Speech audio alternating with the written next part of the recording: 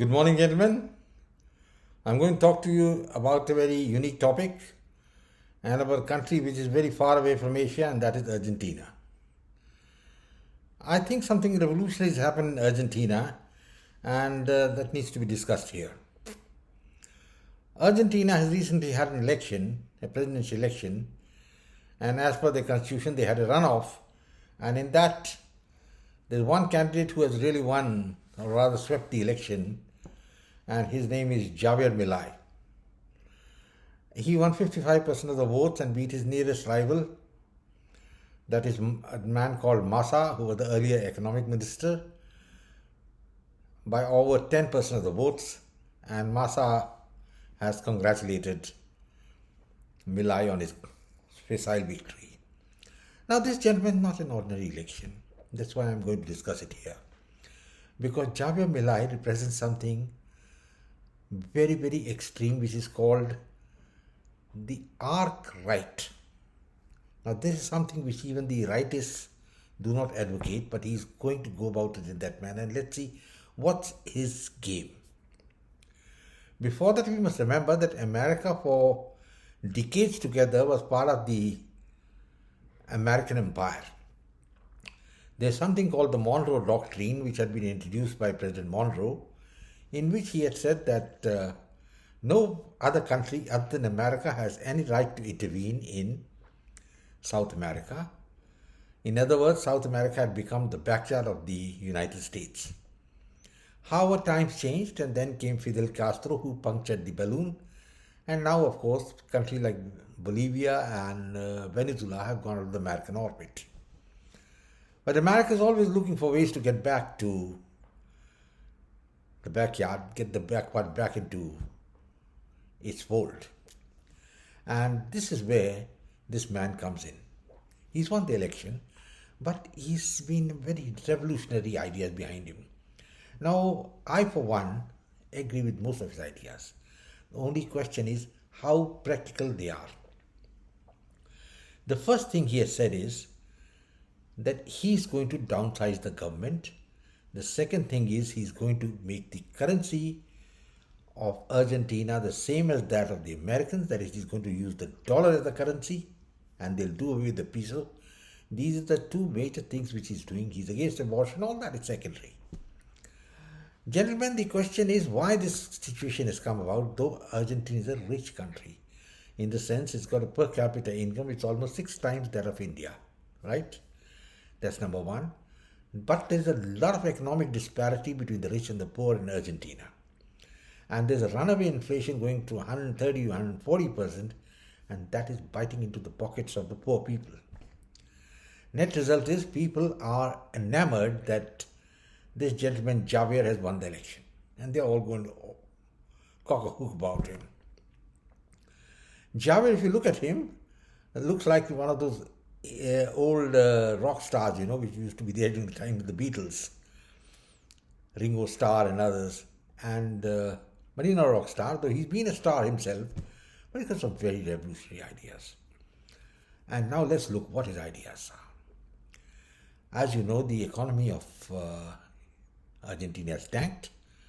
They are owing money to almost hundreds of investors all over the world, creditors, and they have defaulted in their sovereign debt.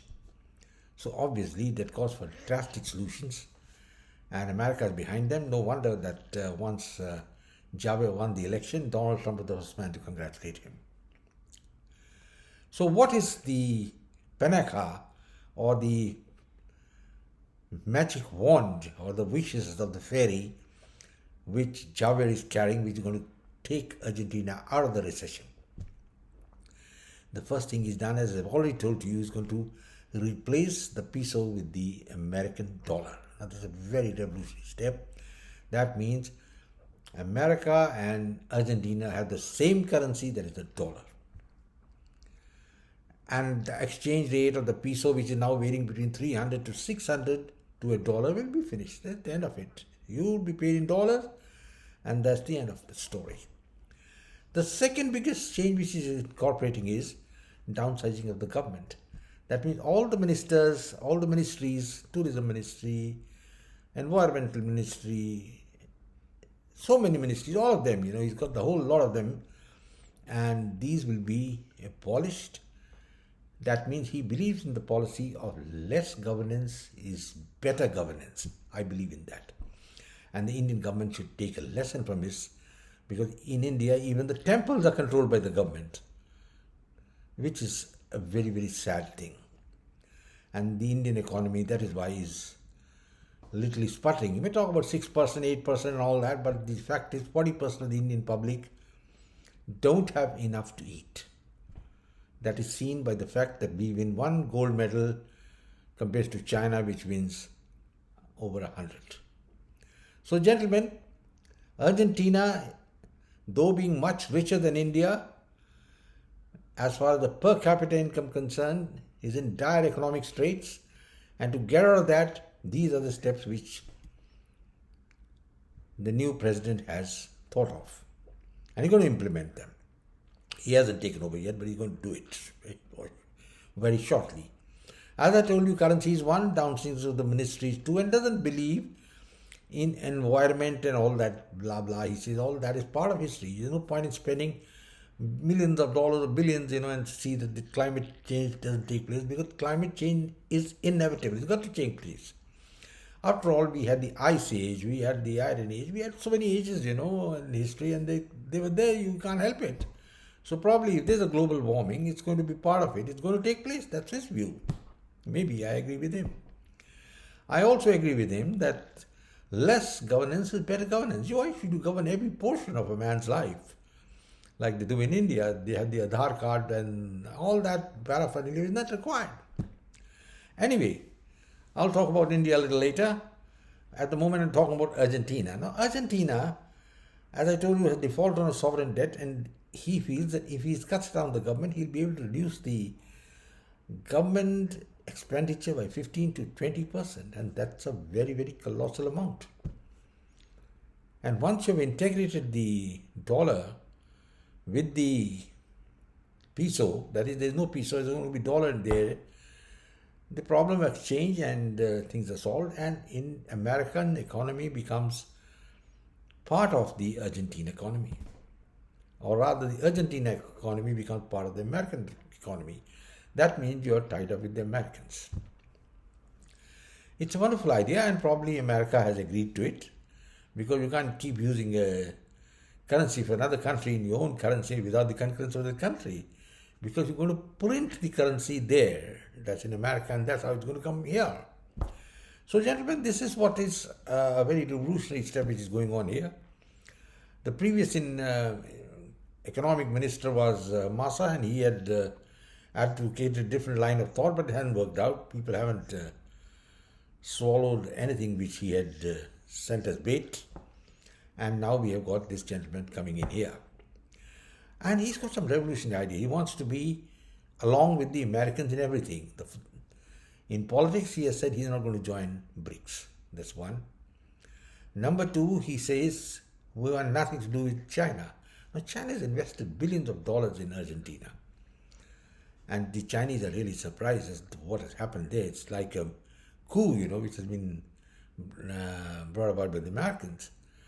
Chinese are going to lose billions of dollars, and he said we are not bound to pay any of those debts back to China or anybody else which has been negotiated by the earlier governments. So China, I don't know, they have given some warnings and all that, but they are not militarily effective in that region at all. So Argentina is now on a different path altogether.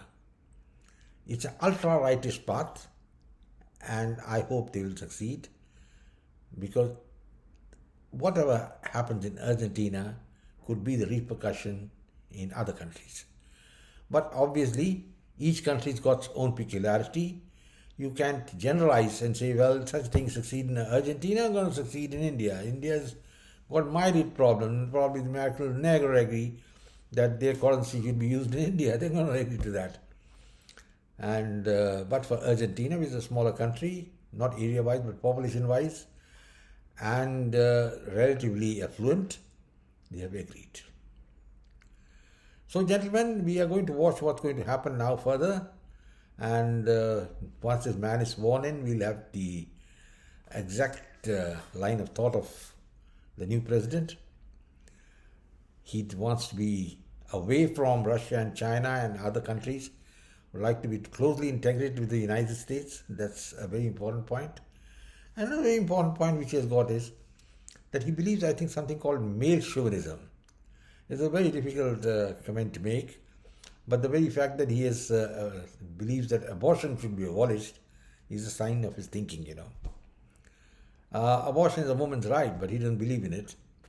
He's a Catholic, and most of the Argentine population is Catholic, See, earlier, the Argentinians for the last half a century have been ruled by something called the Peronists. The Peronists was General Peron was the man who was the president of Argentina. Then Eva Peron became president, his wife.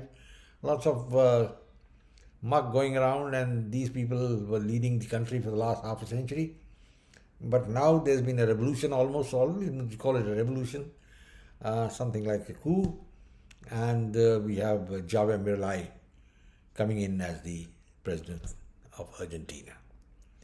It's a very momentous situation, gentlemen, as the world is concerned. Everyone will be watching with interest, including Europe, China, Russia, India, all of them will be watching. And in case they're out of BRICS, they don't want to be member of BRICS. And that invitation is going to go a cropper, and it's going to affect BRICS badly as well. But the revolutionary step of using the dollar as the currency in Argentina will have to be worked out very carefully by the Americans in Argentina.